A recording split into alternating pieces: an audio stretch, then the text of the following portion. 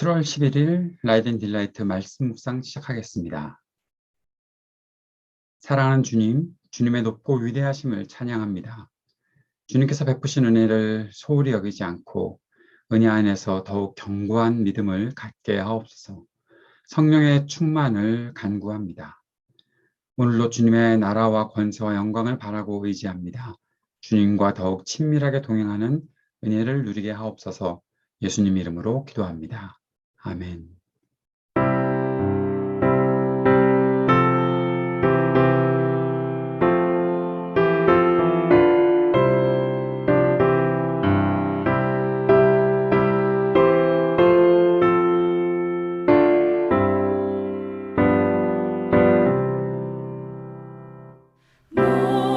목마른 자들아 다 이리 오라 이곳에 좋은 샘 흐르도다 힘쓰고 애쓰니 없을지라도 이 샘에 오면 다 마시겠네. 이 샘의 솟는 물 강같이 흘러 온 천하 만국에 다 통하네. 빈부나 귀천에 분별이 없이 다 와서 쉬고 또 마시겠네.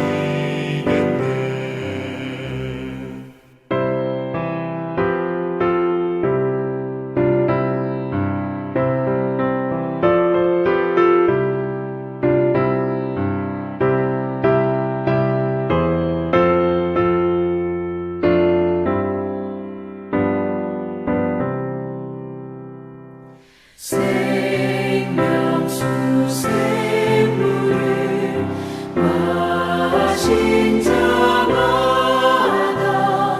목 다시 마르지 아니하고 속에서 솟아나 생수가 되어 영원히 솟아 늘 풍성하리. 이 샘의 이름은 생명의 샘물 저수정빛같이 늘 맑도다.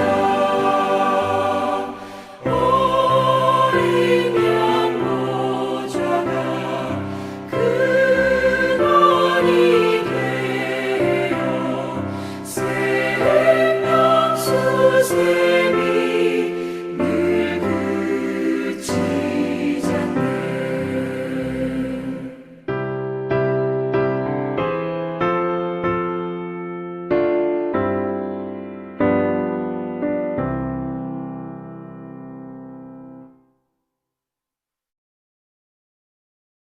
히브리서 7장 1절에서 10절까지의 말씀입니다.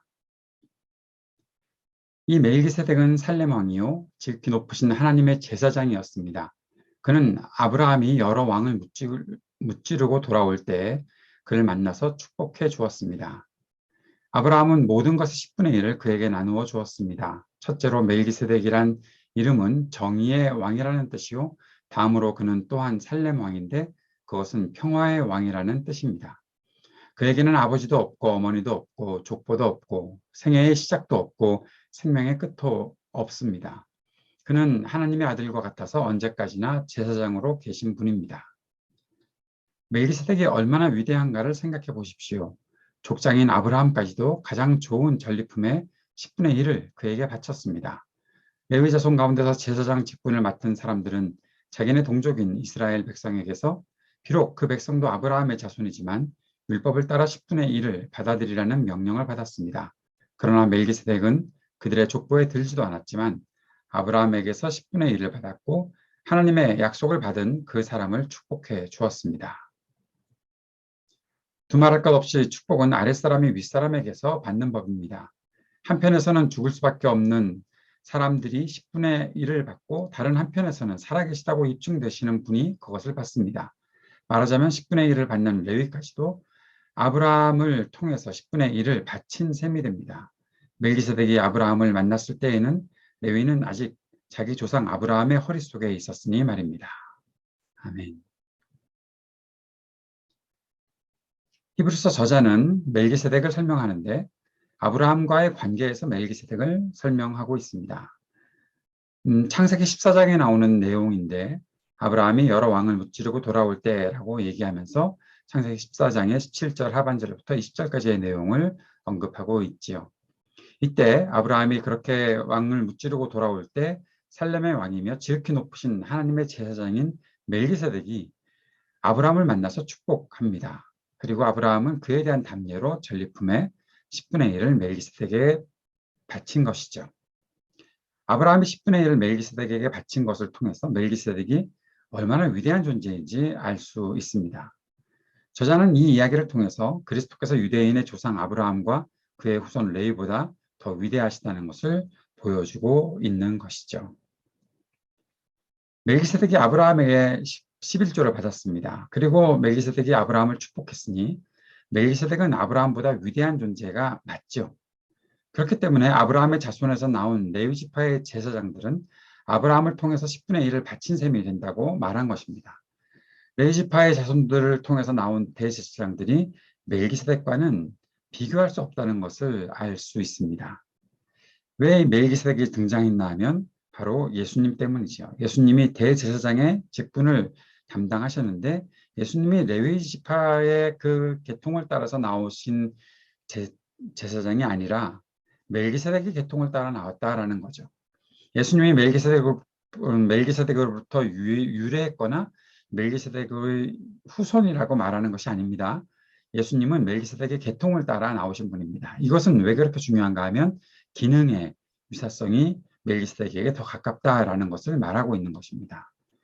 다시 말하면 예수님께서 다른 중보자들에 대해 그들보다 우월하고 탁월하시다. 제사장들이 갖고 있는 그 중보의 직분, 예수님은 그 모든 것, 다른 사람에게서 나온 제사장들보다 우월하고 탁월하시게 그 일을 감당하셨던, 그 기능을 감당하셨던 분이시다라는 사실을 강조해서 말하고 있는 것입니다.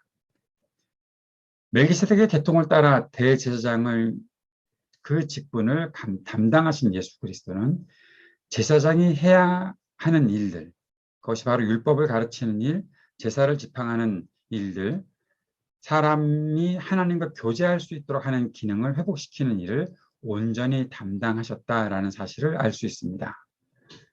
예수님께서 제사장의 직분을 감당하실 때 이 모든 것이 완벽하게 이 일을 이루셨다라는 것이죠.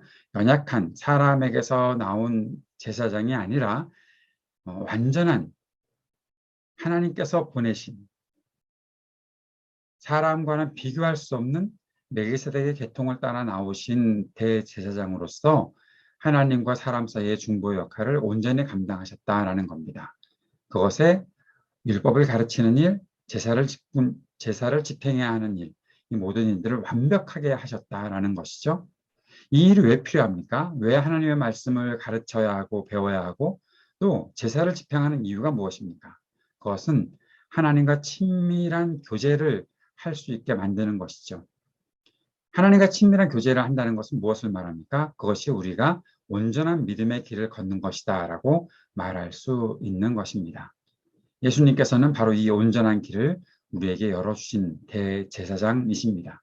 하나님과 친밀한 교제를 이룰 수 있도록, 완벽한 교제를 이룰 수 있도록, 이전보다 조금 더 낫고 어제보다 조금 더 나은 그런 식이 아니라 완벽하게 그 일을 감당할 수 있는 그러한 제사를 드리셨고 그렇게 말씀을 증거하셨던 분이시기에 완벽한 대제사장으로서 그 직분을 감당하셨다라는 것입니다. 그것이 바로 예수님이 하신 일이고 예수님의 그 대제사장 직분은 사람과 비교할 수 있는 것이 아니라 바로 어디로부터 왔는지 모르지만 하나님께서 보내신 사람이라고 확신할 수밖에 없는 멜기세덱의 그 계통을 따라 나오신 분으로서 그 모든 일들을 감당하셨다라는 겁니다. 이 말씀이 왜 그렇게 중요합니까? 우리가 하나님과의 친밀한 교제 속으로 들어갈 수 있는 일, 우리를 하나님과의 사이에서 중보자 역할을 감당하시며 그 일을 하나님께 더욱 가까이 갈 수 있도록 만드신 예수 그리스도의 그 사역은 완벽한 사역이었다라는 겁니다. 조금의 부족함도 없었던 사역이다. 그래서 사람들과는 도무지 비교할 수 없는 우월하고 탁월한 존재시다라는 사실을 증거하기 위해 멜기세덱을 이야기하게 되고 또 예수님의 그 직분을 온전히 감당하셨던 그 모습을 말하고 있는 것입니다. 사랑하는 여러분, 우리가 이 완벽한 은혜를 입은 사람들입니다. 주님의 놀라우신 은혜를 기억하고 우리가 하나님께 더 가까이 나갈 수 있는 길이 이렇게 완벽하게 열려 있는데 그 길을 즐거워하고 오늘도 주님 앞에 더 가까이 그리고 주님과 친밀한 교제를 끊임없이 누려나가는 우리 모두가 되었으면 좋겠습니다. 그 마음 품고 오늘도 함께 기도하며 나아갑시다. 하나님 아버지와 더욱 친밀한 교제의 삶을 살도록 그리스도께서 베푸신 은혜를 누리게 하옵소서 간절히 기도합시다.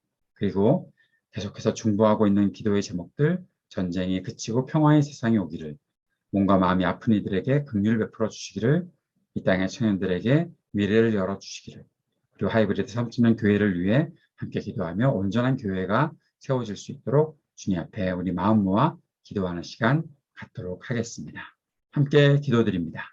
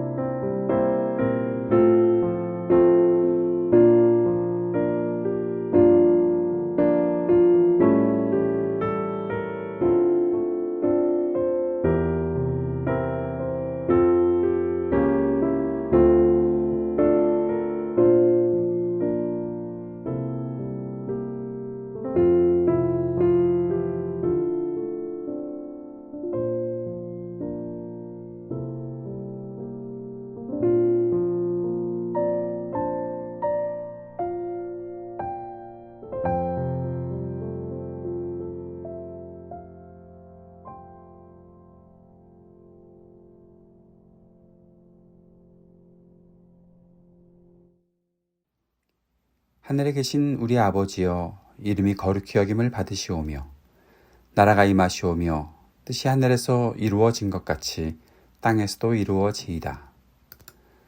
오늘 우리에게 일용할 양식을 주시옵고 우리가 우리에게 죄 지은 자를 사하여 준 것 같이 우리의 죄를 사하여 주시옵고 우리를 시험에 들게 하지 마시옵고 다만 악에서 구하시옵소서. 나라와 권세와 영광이 아버지께 영원히 있사옵나이다. 아멘.